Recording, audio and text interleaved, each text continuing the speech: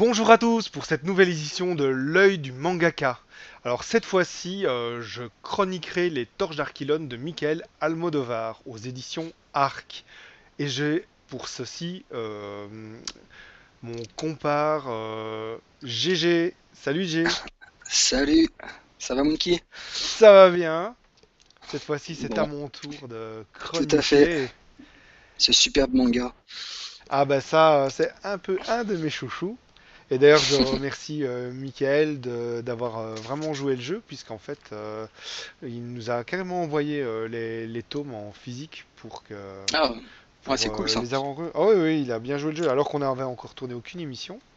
Hop, Ouais, il nous a envoyé les trois volumes. Alors, on va au départ présenter un petit peu Michael, qui est né dans les années 80 dans un petit village des Hautes-Pyrénées. Et ado, il pratique assidûment le taekwondo. Et d'ailleurs, dans notre dossier, mais je ne vais pas le montrer ici, il nous fait un petit peu son Jean-Claude Van Damme sur une photo en à grand écart. à la Japan Expo où il lève la jambe. Et ça, on le garde pour la ressortir quand il y aura une interview de lui. En fait, il se passionne pour la bande dessinée d'un peu tous les pays. J'y reviendrai parce que ça se retrouve beaucoup dans son œuvre.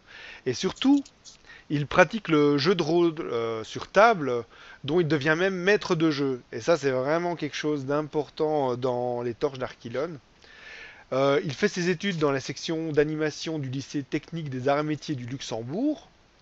Mais c'est en redécouvrant les albums de Black Sad, dont d'ailleurs l'auteur est issu du monde de l'animation, et avec aussi l'univers de Marini. Marini, c'est de la bande dessinée, mais on sent qu'il est quand même influencé par l'école japonaise. Et en fait, c'est là qu'il prend conscience que la bande dessinée peut être aussi dynamique, cinématographique et vecteur d'émotion que le dessin animé. Et du coup, sa passion pour faire de la BD, du manga, est ravivée. Et du coup, il tente les Torches d'Archilion dans un premier temps aux éditions Akata en 2014. Malheureusement, ça se passe pas super bien pour les Torches.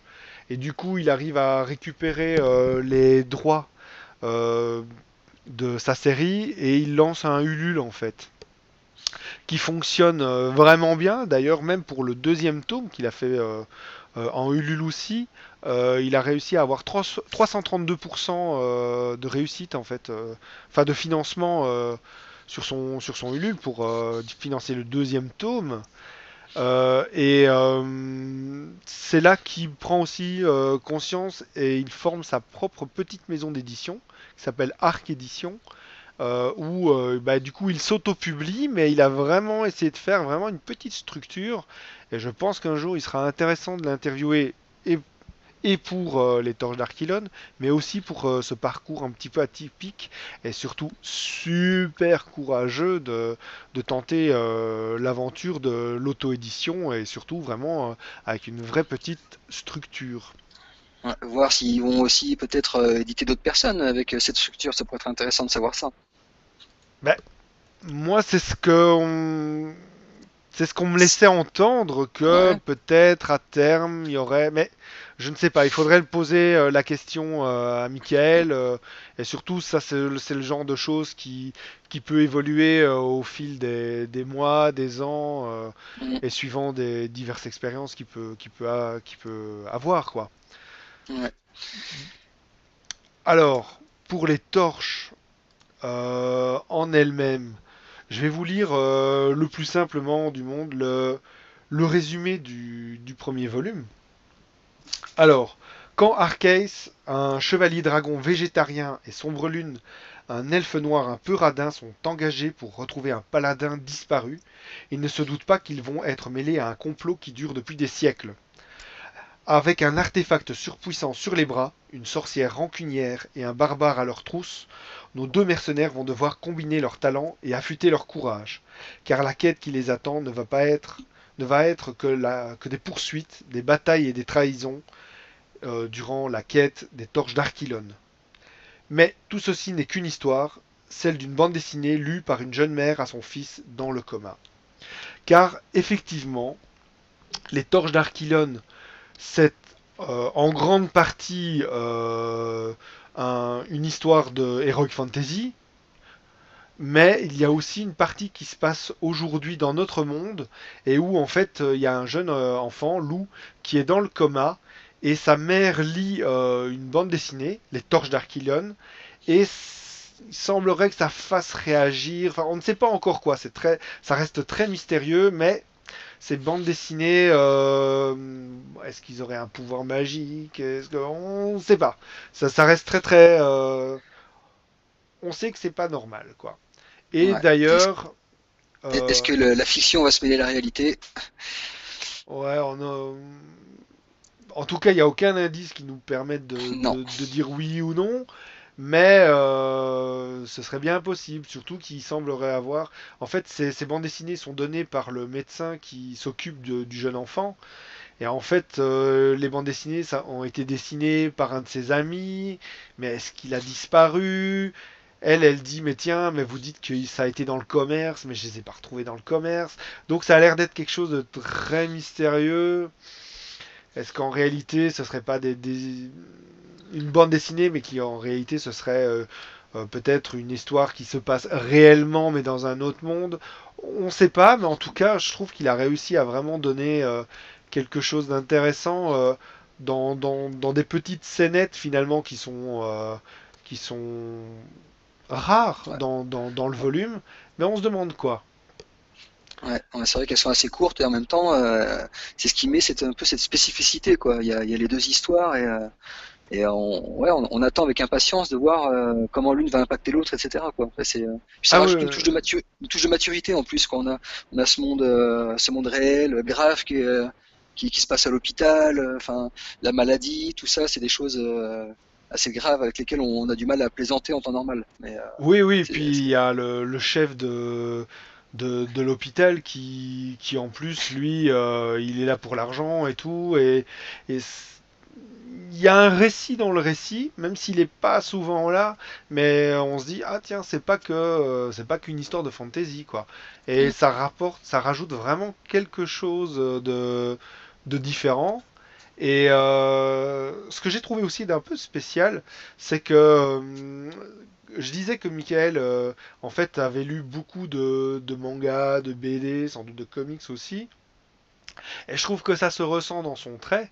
Moi, je suis pas très design franco-belge, mais ici, je trouve que c'est quand même très japonisant. Il y a une petite touche d'occidental, mais au lieu que ça dérange, mais non, ça participe au récit.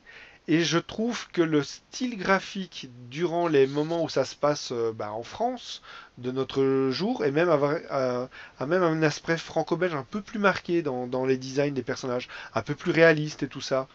Et du coup, Ouais, moins ça, exubérant, ouais, c'est vrai. Ouais. oui, même dans le design, je sais pas, il y a quelque chose qui nous rapproche encore plus de notre région, mais par le style graphique. Et au lieu que ça me dérange, ben non, j'ai trouvé ça intéressant et bien réfléchi, quoi.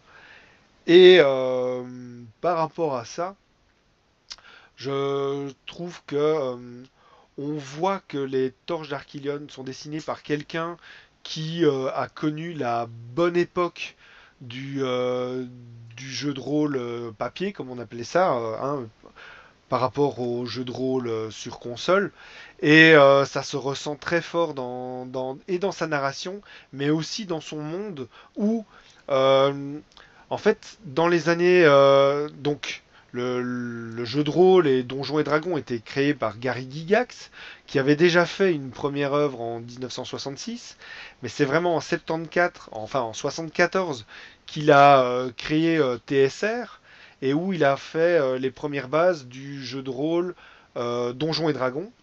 Et de 77 à 79, il a fait les règles de Advanced Donjons et Dragons. Et avant que ça devienne une recette, où on fait de l'Heroic Fantasy, l'elfe avec des gros seins et le gros barbare et tout ça, eh bien en fait, il y avait vraiment une fraîcheur et je vais pas dire une naïveté, mais une richesse. Voilà, on y allait. Et on sent que Michael a connu cette époque-là. Et j'ai pu retrouver là-dedans ce que j'avais connu à cette époque-là, mais traité de façon vraiment moderne aussi. Et on peut retrouver des éléments classiques de, de l'Heroic Fantasy, mais aussi des choses vraiment nouvelles où il a, par exemple, il a fait les e-books. Qu'est-ce que sont les e-books? Je vais pas tout dire parce qu'en fait c'est très important dans l'histoire malgré tout. Mais e-book, c'est en fait un e-book qui est aussi un livre. Je n'en dis pas plus parce que pour ceux qui ont lu le manga, ils savent que voilà, on peut pas trop en dire. Mais il a fait aussi les textopes. Et c'est en fait le moyen d'envoyer des textos, mais par des taupes. Et donc Les il y a des amateurs de petites choses. calembours. Ah ouais, ouais, ouais, mais il y en a plein, il y en a plein. Un truc, mais hyper tordant dans le volume 2, c'est Arceus. Alors je sais pas si je le prononce bien, qui n'arrive plus à parler dans notre langue, et du coup il balance que des phrases autres, mais on retrouve du Benibi, des autres trucs, mais c'est hilarant. Et en fait ça me fait un peu penser à un autre manga hop, attendez, hop, comme ça à la caméra, hop, plus haut, Seven Deadly Sins, qui lui aussi, en fait, on sent qu'il a connu l'époque d'or du manga avec du Dragon Ball et tout ça, et qu'il a réussi à reprendre cette force, mais à la moderniser. Et je trouve que vraiment, ça n'a rien à voir, hein, bon, même si c'est de l'Heroic Fantasy aussi, mais l'un ne ressemble pas à l'autre, mais il y a cette même force, cette même qualité narrative dans les personnages. Je trouve que les personnages, même si effectivement on retrouve euh, le guerrier badass super fort, l'elfe noir un peu, comment je vais dire, j'allais dire vicieux, mais pas vicieux dans le côté Un peu sexuel, mais mystique presque. voilà, un peu pernicieux là, tu vois. Il pourrait être Mm. voleur, il pourrait être le ninja, mais non, il est magicien, il fait des tours. Ça, c'est un peu cliché, mais en réalité, les personnages sont forts. Il arrive à les détourner, il arrive à faire des choses. Les personnages sont très bien construits, on les comprend tout de suite. Il y a il y a des subtilités et des, comment dire, des nouveautés tout en étant dans des choses qu'on connaît. Franchement, moi, c'est vraiment un de mes coups de cœur. J'ai vraiment mais, super kiffé de les lire. Et quand je parle en réalité des torches d'Archilion, en réalité, il y a les torches d'Archilion, hop, la série principale, qui devrait être en 4 tomes, en tout cas le cycle 1. Ouais, Mais c'est ça, ouais. il existe aussi les torches d'Archilion Genesis. Et en fait, je pense que ça, il a peut-être créé, en attendant de recevoir ses droits de retour pour la série principale, l'un n'est pas le spin-off de l'autre. Je trouve qu'ils sont tous les deux, parce que bon, enfin, il y a des spin-offs de qualité, mais parfois il y a des choses un peu passables. Ici, je trouve que les deux sont vraiment, se complètent vraiment. Il faut d'abord avoir lu au moins les deux premiers tomes des Torches d'Archilon, parce qu'en fait, Sombrelune et Arceus, ce sont deux personnes qui se connaissent depuis très longtemps, et du coup ils disent ouais, mais ça me rappelle quand il y a eu ceci, quand il y a eu cela. Et en fait, comme Genesis se passe avant le début du manga, c'est leur rencontre en fait, eh ben on les vit ces choses-là. Et du coup, ça apporte un humour encore plus fort, puisque du coup on fait ah mais il nous le disait dans la série principale, et aussi dans les torches d'Archilon, il va présenter des choses du monde pour qu'on les comprenne, mais dans Genesis, bah, il sait qu'on les connaît, donc il va pas les représenter une deuxième fois. Ouais. Mais Ouais, Genesis, franchement, c'est vraiment un bel apport par rapport aux deux premiers tomes. ah oui, oui, oui, Ouais. complètement, c'est vraiment quelque chose qui, Tout en étant une histoire presque à part entière, ça complémente quoi. C'est ça qui est assez intéressant. tout à fait. Ah, moi, je considère que ça fait partie de. Il faut avoir lu les Torches d'Archilion. Il faut avoir lu les Genesis aussi. C'est pas une espèce de spin-off pour faire de l'argent ou quoi, comme on a Ouais, non. parfois dans les séries japonaises. Ici, on sent bah, déjà que c'est l'auteur qui les fait lui-même. C'est pas, on n'est pas dans du truc rajouté un peu avec Ouais. trois bouts de ficelle. C'est vraiment génial. Mm. L'histoire est tout aussi intéressante. Ce qui m'avait un peu étonné avant de les lire, je fais ah ouais mais tiens c'est un héros qui est peut-être un peu vieux, il est barbu et tout ça, mais en fait non. Franchement, dès qu'on rentre dès les premières pages, c'est ultra maîtrisé, on s'accroche tout de suite au personnage, euh, Il y a un tout dessin qui participe. est super fouillé aussi, avec les décors de Oui, château et tout. un peu C'est fait à l'arrache. Mais un peu comme dans Seven Deadly Sins en fait. Et ouais. c'est vraiment, ça participe vraiment bien. Si vous avez un petit peu du mal avec les BD franco-belges, euh, lisez-le, vous allez voir, ça va passer crème. Le style graphique ne dérange pas du tout. Donc franchement, c'est vraiment super bien. Et je voulais, pour une dernière chose, parler de quelque chose un peu... comme on parle d'Heroic Fantasy, je vais boire un petit coup d'eau. Je voulais, sans les chroniquer, vous montrer quelques bouquins si vous avez envie de lire de la bonne heroic fantasy, enfin ou de médiéval fantastique. Alors, je ne les chronique pas, hein, mais hop, il y a forcément Le Seigneur des Anneaux, tout par delà. Il y a le cycle de Elric de Michael Moorcook, encore un Michael. Il y a Dragonlance. Les trois premiers sont bien. Il faut pas lire la suite, mais les trois premiers sont bien. Et il y a aussi bah, forcément Donjons et Dragons. Il paraît la trilogie de l'Elfe Noir. Si vous avez envie de lire ça, c'était quand même assez intéressant. Ils ont développé une gamme un tout petit peu plus, comment dire, ténébreuse. Bon, gentil, hein. Mais en fait, il y a parfois des bons écrivains dedans. Par exemple, ici, ah, on n'arrive pas à le lire, mais c'est Christy Golden qui a fait. Ah, vous voyez, on le voit. Voilà, on le voit. C'est un très bon écrivain. Il a fait aussi des scénarios pour des séries fantastiques. Donc, Ravenloft. Bon, ces bouquins-là sont un peu plus pour les adolescents, mais voilà. Il y a du Tanitli, c'est une femme qui a écrit beaucoup de fantasy, c'est une classique aussi. Alors, le cycle des épées.